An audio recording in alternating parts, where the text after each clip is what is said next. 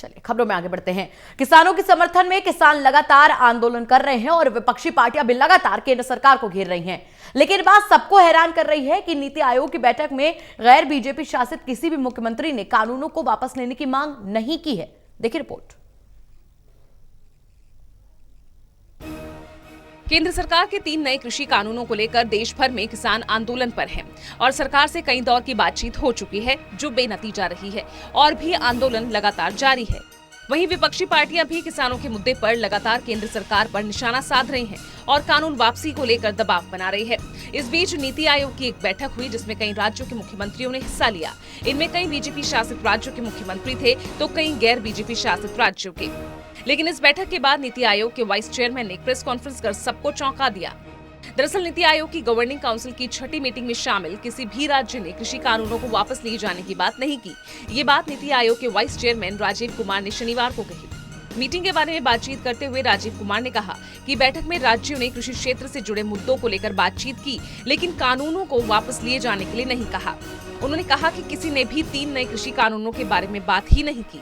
राजीव कुमार ने कहा कि ज्यादातर मुख्यमंत्रियों ने विकास के एजेंडे और बुनियादी ढांचा परियोजनाओं को समय पर पूरा करने पर जोर दिया। चर्चा आज की मीटिंग में नहीं हुई क्योंकि कृषि क्षेत्र की चर्चा हुई। कृषि क्षेत्र कैसे कई राज्यों ने कहा कि वो कृषि प्रधान राज्य हैं, कैसे उसमें वो आगे बढ़ा रहे। सिक्किम ने कहा, बिहार ने कहा, कई लोगों ने कहा, मगर कहीं पर भी ये चर्चा नहीं हुई, इस बारे में चर्चा नहीं हुई कि ये जो 3 फार्म लॉज हैं उनको रिपील किया जाए, इस तरह की कोई बात। वहीं सिक्किम और बिहार जैसे राज्यों ने कहा कि वो कृषि आधारित क्षेत्र हैं और इस क्षेत्र के सुधार के लिए कदम उठाना चाहते हैं, लेकिन फिर भी किसी ने कृषि कानूनों को वापस लेने की मांग नहीं की। अमिताभ कांत के मुताबिक बैठक में कृषि क्षेत्र से जुड़े मुद्दों पर चर्चा की गई। इसमें जिला स्तर पर कृषि जलवायु परिस्थितियों के अनुसार क्रॉपिंग सिस्टम को तैयार करना, जल संरक्षण को बढ़ावा देना, पोषक तत्वों वाले अनाज, दालों, बागवानी, मछुआरों और पशुपालन, भोजन के लिए विविधीकरण शामिल रहे।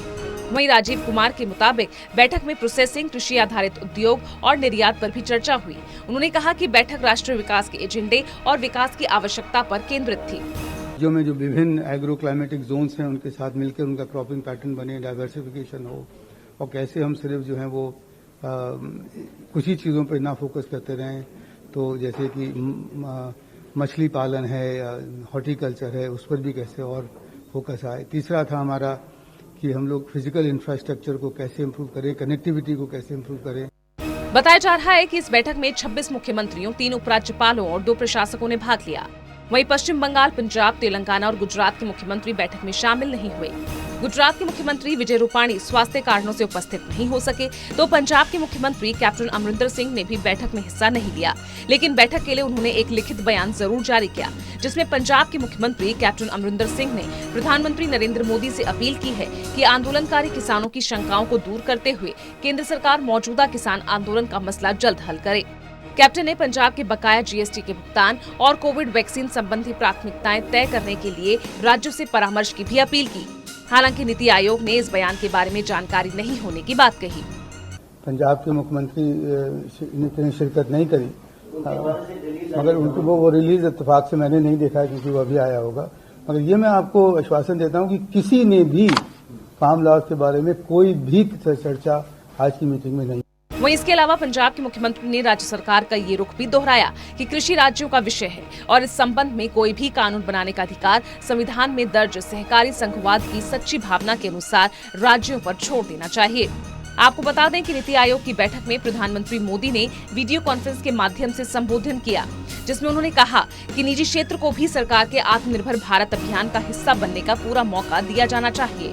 लेकिन इन सब के बीच ये बात किसी को हजम नहीं हो रही कि जब सभी विपक्षी पार्टियां मीडिया में केंद्र सरकार पर निशाना साधती हैं और कानूनों को वापस लेने की मांग करती है, तो फिर नीति आयोग की बैठक में किसी ने ये मुद्दा क्यों नहीं उठाया और क्यों कानूनों को वापस लेने की मांग की, जबकि बैठक में प्रधानमंत्री मोदी खुद मौजूद थे। Special desk, total news.